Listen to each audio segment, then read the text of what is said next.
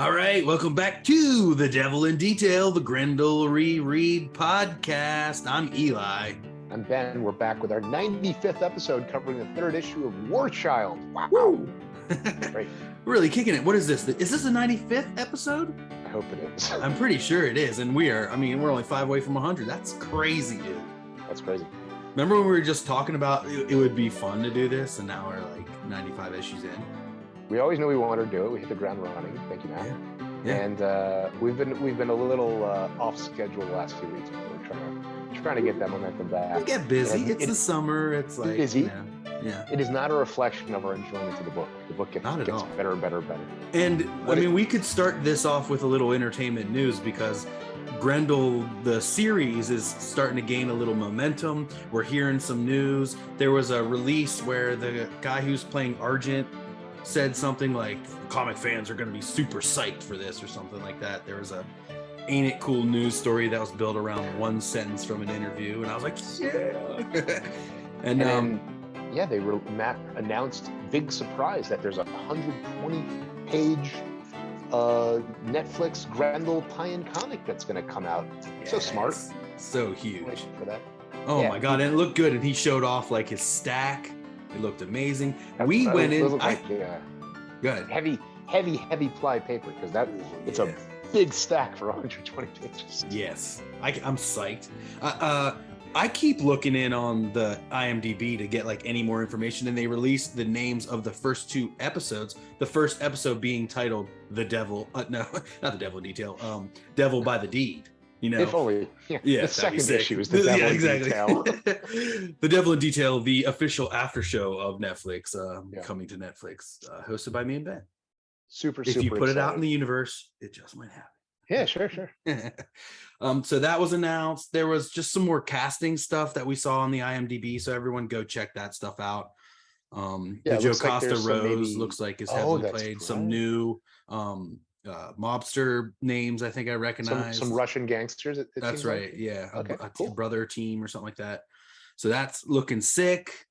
I thought there was another thing. Another fencing coach, maybe. Another. Oh yes, like exactly. Yes. Oh my God! But so it looks like Abu Bakr Ali will be playing young and old.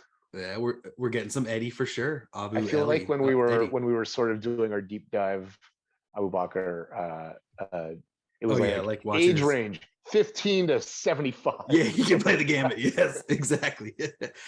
Oh man, I'm excited. And he's in a new movie that's on Amazon that's getting a lot of acclaim. I'm about to watch it. It's written and directed by Billy Porter, I think is his name.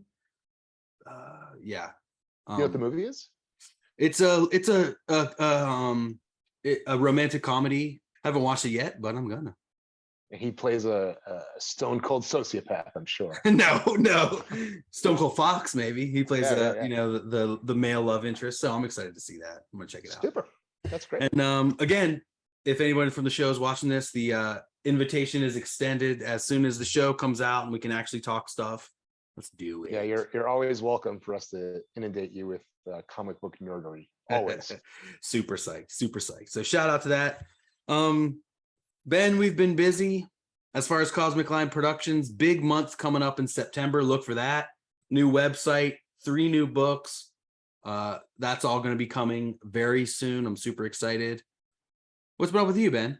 Starting my new job on Monday. Dude, huge. So dude, huge. Yeah, it's going to make a big difference in my life. So I'm sort of I'm in the process of starting to baton pass the stuff that was on my plate to some of the incredible artists in our circle. So excited for the early talks. Can't wait to be able to officially announce which bigger and better artists will be over my gig. So that's very, very exciting. And for me right now, the best part of comics, Eli, remains making cool stuff with your friends. This podcast certainly included. Agreed. That's a good intro. Let's Grendel. Let's do it.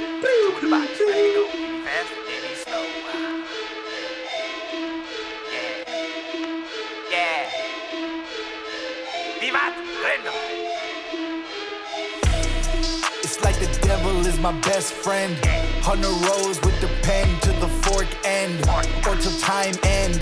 Like Orion, Jupiter, my kin, bloodline private. We control the whole shit. The wolf won't beef, then we feast off the rip. Behold the devil in detail. Behold the devil in detail. All right, welcome back. Thanks again for that intro, Manus. And I forgot to mention this. Laserdisc has changed his name from Laserdisc to what is it called? Easy You Busy. Fist. No, Easy You Busy is what his name. Thank you, Easy You Busy. Thank you, Sounds Manus, great. and Easy You Busy. What a banger! All right, so we're back in here, and we've got this another killer cover from Simon Bisley.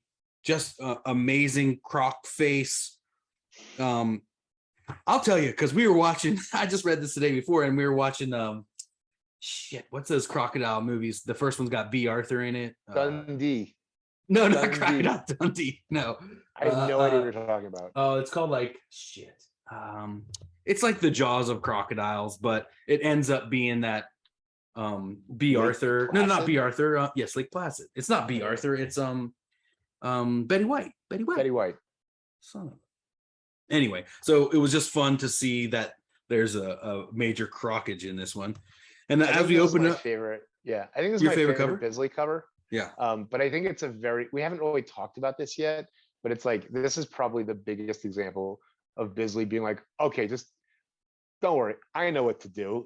Where it's like, it's not that it's off model, it's just like a very loose Bisley interpretation of like what actually happens in this story. Yeah, for sure. And I feel like, though it might have said it before, this might be the first one that says "not for children" right on the front. And I wonder if bare bosoms on the cover. Those are BBs. Yeah, right there. All right. It's interesting on the inside in the Devil in the Bayou. They call Laurel the Dowager Khan. Yeah, that is an aristocratic term for someone who inherits their title and power through being widowed, basically. Right, like the Dowager Countess in Downton Abbey. Oh, I'll take your word for it. If my wife was here, she would agree. Yes.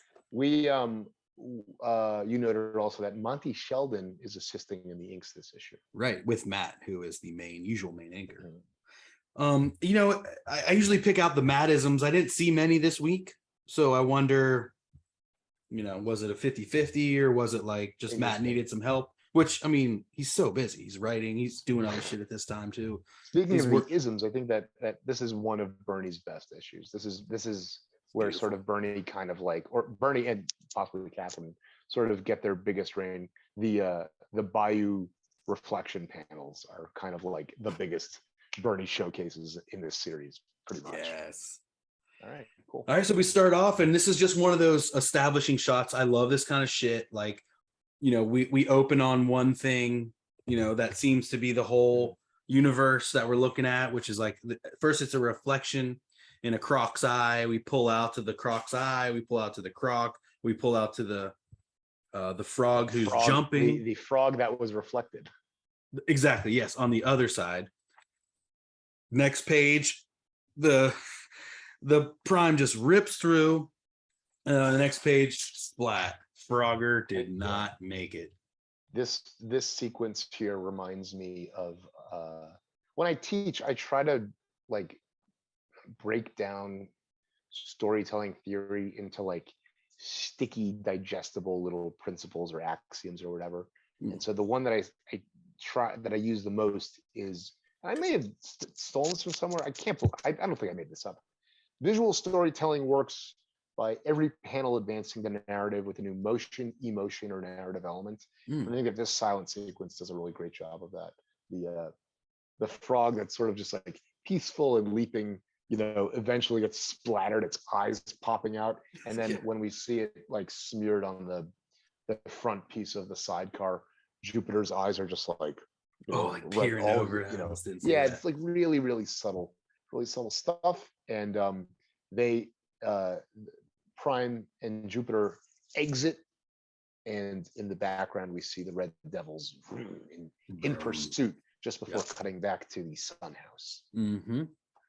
Not to be confused with Sun House, the Delta blues singer. Anyway, so you know, here Heath is like trying to say, you know, it seems you are to be spared the unpleasant task of alerting the media to the death of their heir. For some reason, Heath is really pushing that. Like every time we see Heath, he's like, they're dead. They're not, they're gonna be dead. Like they are dying. Like that's his whole thing.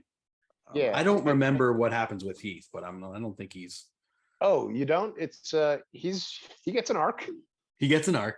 Oh, for sure. I forget. Yeah. He's So like, I'm interested to see. He's probably a vampire. Laurel's well, you will see. Laurel's reaction is like very blasé. It's like it's hard to tell exactly what she wants or what her plan is.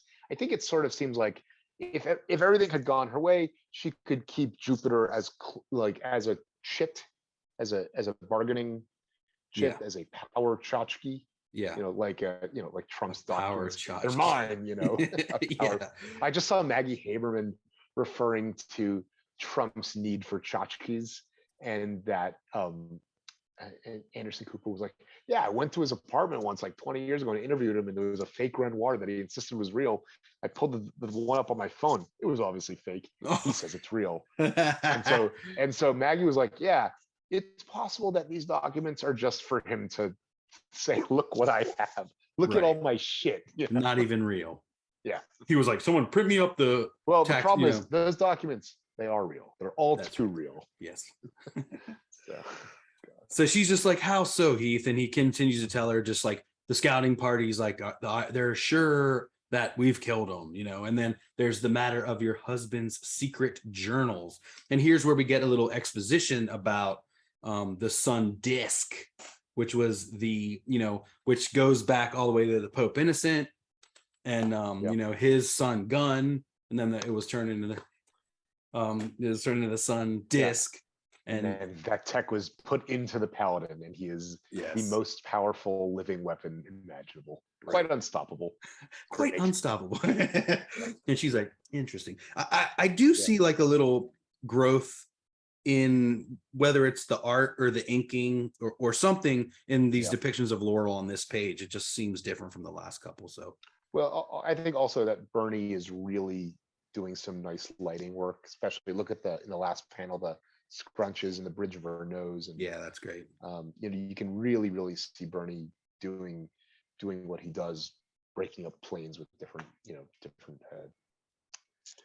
tints and values of the flesh and all that. Okay, so she and on the next page again, Bayou, Bernie does shot those cast shadows on the face. That's great. Amazing. And to use green for that and not black, or not even, it doesn't seem like there's much black mixed in at all right there. It seems to be almost pure green or white. Yeah, we saw him doing that earlier. Well, it's that, you know, like shadow isn't necessarily black and light bounces off the things that are being cast. So true. And also, we don't necessarily know what material these eyes on this mask are. They could be glass, you know, it could be so, or like reflecty, like sunglasses or something like that. So it would, like a mirror, so it would reflect the color anyway. I find this drawing of Jupiter where he looks very stoned quite confusing. But so Jupiter gets out of the sidecar, and this literally reminds me of parenting, where he says to him, sit down, I know you're anxious, but our position is very dangerous. So when you're, Eli, let me tell you a thing or two about parenting. Yes.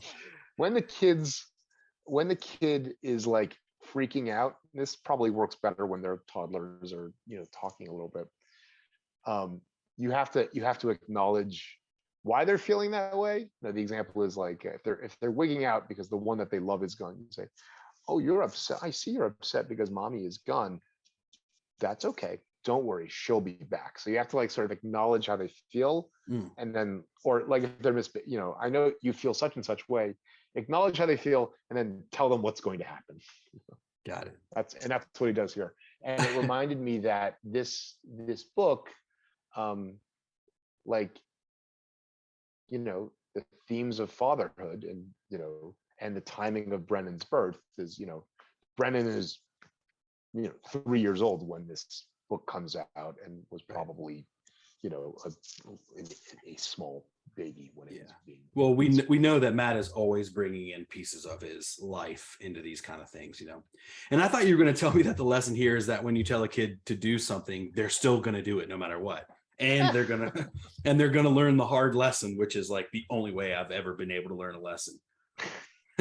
Don't get out because you'll fall and you'll give up our position. It's like, okay. Yes. So what does he do? Gets out and he splashes in, and there's the croc, which leads us to an amazing sequence of a paneled double page spread. Beautiful. Or whatever you want to call it. Oh man. And again, here's Bernie destroying it in that middle panel with the water, Prime just wrestling. Oh my God. This happened a lot in Lake Placid 3 that we were watching, where they were trying to shoot up gators with guns. And I'm like, dude, this is a normal gator. Anyway, so he punts up some bullets here, just punts them up full of lead. But then after it's dead, he's like, ah! Yeah. And then I guess the other gators are eating the corpse. That's what's right. That's what's happening. They're all Grendel. This is not the first alligator that we've seen in this book. It is not. I wonder if vampires eat gators. If they like bite a gator, could you turn like a gator into a vampigator? Interesting. Vamp gator. I don't know. I mean, the vampires have animal totems, which is frankly to me the most interesting thing about these vampires is that that is awesome. They all have unique. What was the one? What do you call him? Bugs Bunny or? Oh yeah, he turned into like a cute little cottontail rabbit or something. What was the vampire's nickname? Zebra? No. No. That was another guy. And he didn't even turn into a zebra. The one that looked like a cartoon rabbit. You don't remember this? And he would whisper, and he would listen to Laurel. He would listen to Laurel's dreams. Yes. His name was Jeffrey, but then they called him. Let's talk about this book. I can't. I know. Once we get to the next chapter, all the names are gone. The next page is just a silent sequence of them being pursued by the Red Devils and the Paladin seeing that. Yeah, but this panel 4, I guess, the close up of is beautiful. Absolutely beautiful. That's going to be our album cover right there for the podcast. So they're zooming around, they're chasing them. It's just like a heated chase. Right here we have a 2-page spread with no words. He kind of does the little side stop there on page 9 and then just charges right at him, plays chicken, and they're like, and they both jump out. I didn't choose the Skuck's life. The Skuck's life chose me. Hunt the wilder people. That's what this was. So yeah, they're just continuing, and like again, the Paladin cannot be fucked with. Cannot be stopped. We cut back to Laurel and Heath. We have this nice vertical right-hand stack. Very nice. You love it. Yeah, they're out on the not the dreaded left-hand stack. Not the forbidden left-hand stack. That's right. Don't tell Eric Larson if you do that one. He'll come after you. And I think that it's more just like, time and time again, they slip through our fingers. Mm-hmm. But now they're headed into the most foliated area. So we should, they shouldn't be able to get out of there. They'll get stuck in all the foliage. We'll foil them in the foliage. Who would have thought that my much lamented husband could continue to thwart me so, even after his own death? Mm-hmm. The Grendel Khan was a most capable man, ma'am, madam. I know, capable of anything but losing, it seems. So this is even in death. He was thwarting me. We never really. I guess so. I mean, I guess the idea is that Laurel was always scheming the entire time. Yeah. Yes. I don't we didn't really get enough of her when Orion was alive to like see the scheme other than her chasing power. I mean, that was the real one. And I then feel like I'm minimizing sort of confused. I feel like if Foddy and Laurel had been combined into one character, it might have been a little bit neater. You know what I mean? Because Foddy was the positive. She was the good, whereas Laurel seemingly is like the dark side of the force. You know what I really like on 11 is the Pander Brothers floating cell phone. Oh yeah. But then look what Bernie does. Bernie brings his own little touch as it sort of floats into view. that's what I like, when colorists find ways to get in there and boost the storytelling. Exactly. without And so she's doing it. got there's a phone call from the Dakota complex, and her sweet daughter is finally ringing back. Well, no. What happens is she says, Heath, get out of here. I have to deal with a matter of state. And she says, give me Dakota. So now we know that it's the seed of whatever her plan is with that she considers Crystal a matter of state. Ooh, which will be important later on. I The last panel is phenomenal. Look at the Beautiful. reflections on the eyes. Go Bernie. Yes, and then the red reflections from his saber on the grass there and stuff. As So he's he's reaching behind and like pulling the hover cycle, right? Yeah, it looks like they've used a vine to. I see. It's so thick that he has to lead it. It's like a Ortex, the swamp of sadness. Oh, Artex. Ortex. And on the next page, we see this very anime, beautiful. I love this. Like Jupiter looks so cool there. Yeah. As he's hacking and slashing, as the paladin's hacking and slashing until they No, those are the Red Devils. Oh, you're right. Yeah. On their way. They're hacking and slicing behind him. That's right. Yeah. And they reach a point of no return. It seems like a point of nowhere else to go until dead end. Dead end, dead end, dead end, dead end. Anyway, he looks behind him. He hears the rustling, the slooshing, the hacking, and the chalking. The nice little cliffhanger as we get back to the Dakota complex underground. Here's Susan Verrigan. Mm-hmm. Matt's doing a little Matt, or the other guy, Monty, doing a little John Totalman on there with a close up on the phone. Uh-huh. Nice. And here's where we kind of see a little bit of the seeds of Susan's uneasiness, perhaps, with the leadership. Where is her role? Who is she? Who does she feel like she's working for? Where's her loyalty? Where's her loyalty? Right. Is it to Crystal? Is it to the throne? Is it to the yeah. It's just kind of confusing here? that Crystal is on the clock here. I mean, Susan is on the clock here. So it's strange that she answers the phone kind of nonchalantly and then snaps to attention when she realizes that it's right. That it could have just been the Laurel. Uber Eats on the way or something, Oh, that's right. It could be the delivery boy. Yeah. And Crystal says, "I'm not here." No, yeah, I'm not here.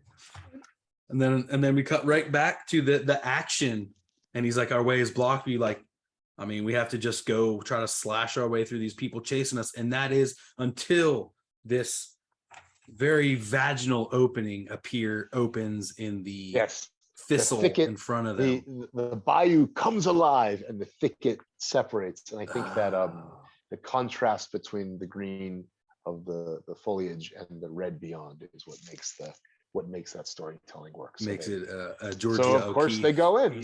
Yeah. And then it closes up, and then that's right when the Red Devils show up, and they're like, huh? What? Where'd they go? Yeah, I really like this, how the Red Devils are kind of catty corner. It's two close-ups of them, their reactions, I don't know, and then it's sort of like them in the action. And then this is very rare because usually when we cross-cut, there's just one panel. But here, both the A and B plots get 3 panels each. That's right. As Susan tries to. And there's no perfect tears or anything. It's all kind of a little varied. And right. And here's where Susan's just like, I can't. She's here, and she's like, damn it. Hello, mother. And again, great shading. Susan walks away. It's really not her problem. She's like, right. What do you want from me? This is my job. Yeah. It's just my job 5 days a week. And Crystal has kind of the same anime look that you mentioned on Jupiter earlier. Okay. All right, we go back into this newly opened secret passageway through the Bayou, and he parks the car. Yeah, probably one of Bernie's best panels in the series. Yeah. Oh, this is what you were talking about. This beautiful, absolutely beautiful reflection. Yeah. I mean, my guess is that that wasn't that they didn't get the page up. Like, ooh, Bernie, you thought of something great. I'm sure they said, Bernie, this is what This You is don't think there's there a was lot of anything in the open space pencils on or this something? page, please. Well, they might have left it in pencil or something, or And with a very note lightly. in the margins or something. Yeah, like that's the point of the panel is that let's do something really impressive. But my Because it's favorite not part like is you can do knockouts the same way that like Brennan talks about them, like that this person No, would you lay can't. down the ink and Can't then do it. invert it or something. Yeah. I mean, the way that you would do it in Blue Line is that you would have another layer of acetate that you would put something opaque on. Yeah, over it. So he's squelching out, squelchy, squelchy, squelchy, walking up this line, a driveway, a path, and he sees a little cabin in the woods. Yeah, the driveway. Yeah, I really like the jack-o'-lantern on it. Yes, Very that's fun. amazing. Yes, it's And then always also- Halloween somewhere. I'm just noticing if you look in the windows, there's a little patch of red in there. Yeah. Something's going on. But to the paladin, he explains in the next panels, he assumes that this is an abandoned.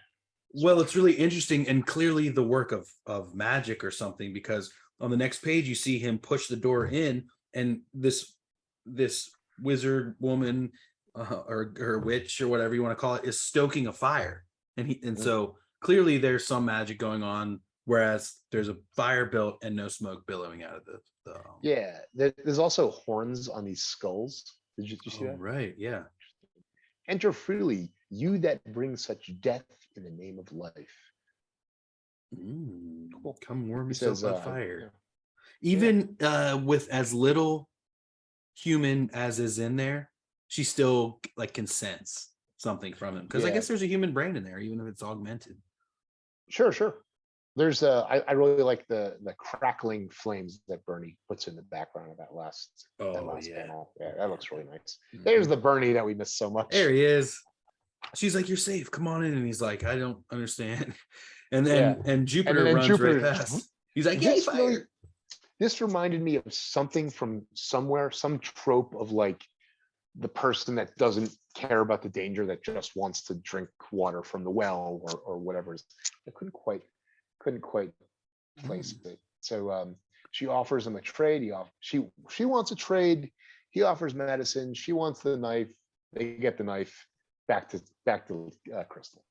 Well, he's like, but what can you offer? Like, if we're doing a trade and you want my knife, what can you offer? And he's like, plenty, my scaly. Oh, friend." plenty. You will see. You'll see soon enough. Cutting back to the conversation between mother and daughter, they're just like, "We're very close. I'm still in this Jupiter situation, but your time is gonna come." Like, Yeah, I think what she's saying, she's either telling her that you'll be reunited with your brother soon, and so you'll have a sense of normalcy, even though you're sequestered away underground, or potentially once Jupiter's back, we can get you out of the bunker. That's what I think. Like, once we know he's safe, then it'll be safe for you to come out. Right, because if Jupiter's gone and you're gone, then there's a lot over us that they the children are her bargaining chips. The children are her power tchotchkes. That's right.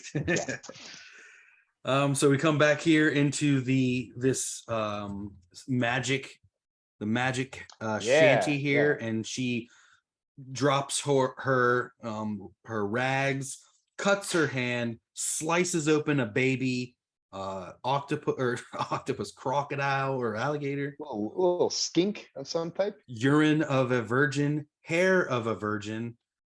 No idea. Something. Something. She drinks some of it. She puts this stuff in. She drinks Jupiter's piss in that panel. That's correct. She does. That's so she pours the piss over maybe the mixture she made before into the bowl, and then puts it all in the fire, and she chants some stuff, and then she's like, "And I'm spent," and like and where we've seen this exact posture before is in Mage the Hero Discovered. The Umbra sprite does something. Ooh. and then he's like, "Oh, I'm passed out," or whatever. Right. This type of magic So can cost you, yeah. And then she tells them that you will be, you will be safe, unencumbered. Now go, take your leave of me. I must sleep. So they go, and look, the jack-o'-lantern is getting cropped in the right-hand side of that. Yeah. And that must be for Bobby. Dude, that water. I mean, this whole page is glorious. Yeah, that the second to last panel where they're skiff racing over the reflection is this is probably Oh, the best, one yeah. of the best panels in the series. I see what you mean. I wasn't thinking the circle there was the last panel, but yeah, okay, Yes. yeah. So Yes. I Second was to like, last is if you that count the insect. yeah? Right. So and you know what's really cool? Look at the candle flame. Part of it's blue and part of it's red. Yeah. That's some clever. That's how you win the Eisner Award, my friends. Very cool. All right, so we cut back to the Red Devils. They're kind of cruising. They're like, well, they point right over to him. There he is.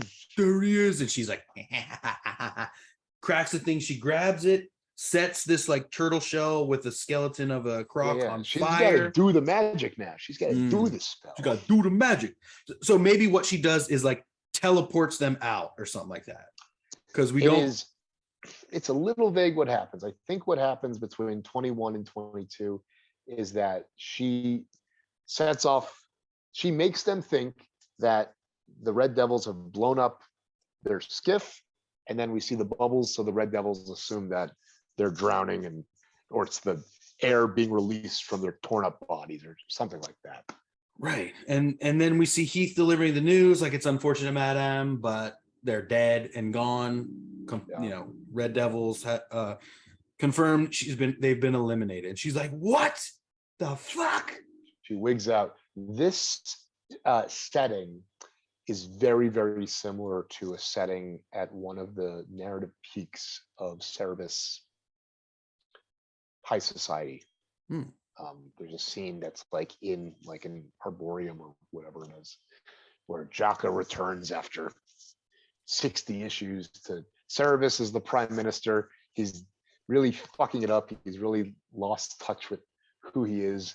Jaka shows up like out of nowhere with his barbarian sword wrapped up, and she returns it to him and she says, you have to remember who you are. And it's basically these panels, if I can recall, or I'm just making that up.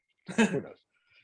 Well, overzealous squadron took him out, man. She's like, oh, you son of a bitch. And he's like, she's ripping plants and kicking shit.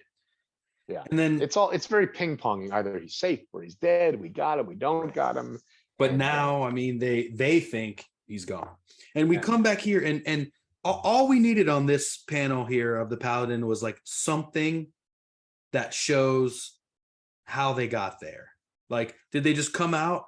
Because they teleported from the water to the grass. Yeah. I don't know if it's teleportation. I think it's like illusion magic of some sort. I don't. You know what? It's magic. So it doesn't matter if we can understand or not. All we need to understand is it's magic. Yeah. It's magic. And so now they're magic. I believe it's magic. That's a good song. So good. Both soundtracks from Ghostbusters films are amazing. For sure. And then we see they're pulling into the Nolans a boatyard, and they see this giant skiff, this giant old ship. Anchor? Yeah. Something such. I mean, this is like it's Grand Theft Auto. They just find shit and they just kind of like, all right, they just hack into it, they hit X, and now they're and this is the exact same sentiment that the Paladin gave earlier, where I know you're excited, is what I said. Yeah. We know you're excited, but it's not safe, so you have to do. And but we'll have lots of fun once we're at sea. And then this last panel, Bernie. This is Bernie's best panel. This blazing sun, that like blazing red at the bottom. Sunset, the water, the clouds, it all works really, really well together. Agreed.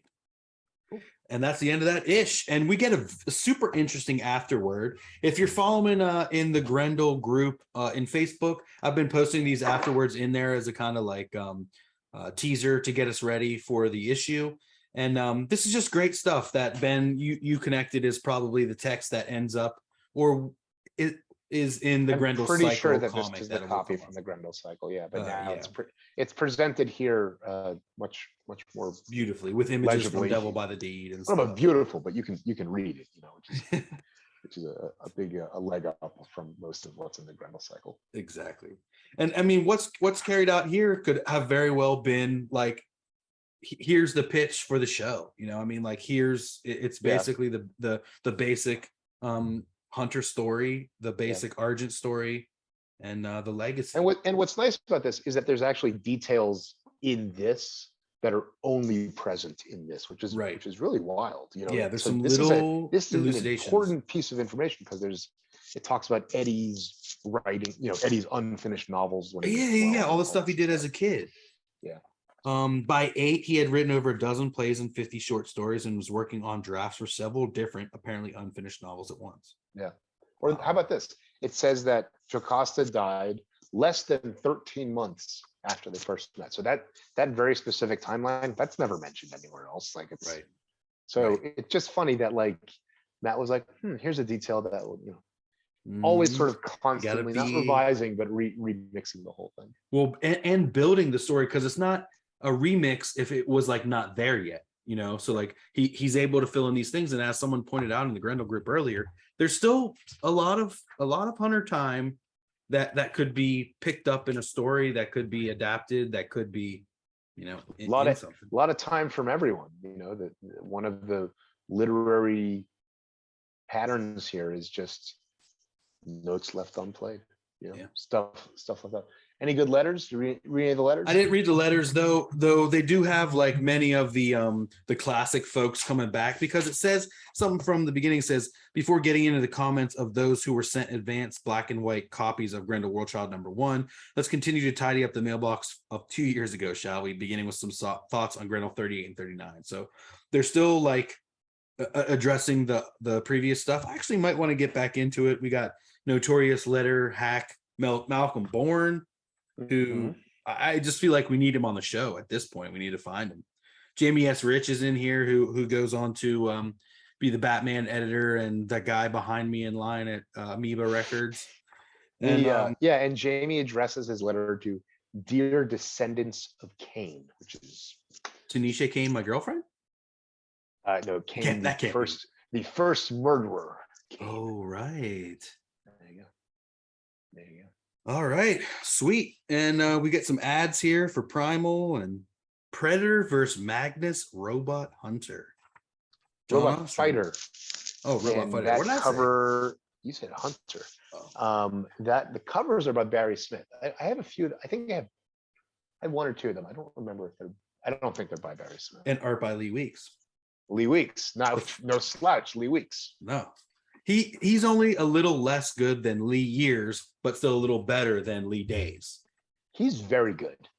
That was a joke. Obviously, it didn't. It's okay. And Lee Weeks did a lot of Marvel cards when I was a boy. It's like my very first my very first exposure to Marvel was some of. I'm sure I'm familiar with his work. Yeah, it was the good series, the 93, 94 series. The good series. Yeah, the good series. Yeah, the cosmic one, the one with the nice production values. Nice. He did the Daredevil one and the Storm one, and he's very good artist, Lee Weeks. And he's awesome. I mean, he's a master. The thing is, there's so many talented people in the field that there are people like, let's say, Pat McEwen, who are phenomenal artists that just like people don't even know. You wouldn't even know, but there's just too many good people to know them all.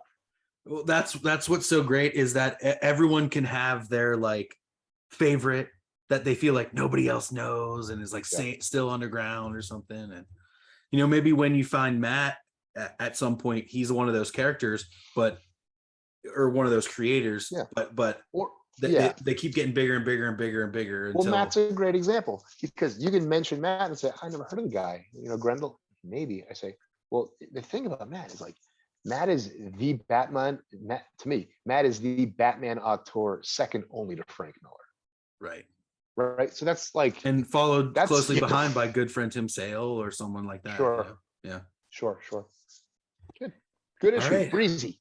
Yeah, great issue. This week it was brought to you by Cosmic Line Productions' new book, Weird Myths. So cool. This book is from Turkey? From Turkey, and features a bunch of wordless comics. So cool. Yeah, so that's going to be really good. Look for new stuff like this on Cosmic Line Productions' new website, coming out early September. Congrats. Thanks, dude. I'm excited. I'm excited to get more stuff and work with you more and see where the podcast goes. See what our big 100th episode extravaganza becomes. Oh, yeah. Oh, do you want to see? should I preview now for the 100? I mean, I don't know if I'm going to finish it. But my reach has obviously exceeded my grasp. But here's my Devil in Detail. Oh, it's blurry. We'll never. We can't see it because of the blur. There's I'll put it on the screen right now. Maybe you can. Surprise print is coming up. Ooh. We can't wait. If I ever finish it. Okay, great. Awesome. Friends, dude. Another great issue. We've learned a lot. Another great issue. Ah, man. All right. And with that, Vivat Grendel. Keep on Grendling. Swizzle Sweets. Swizzle Sweets.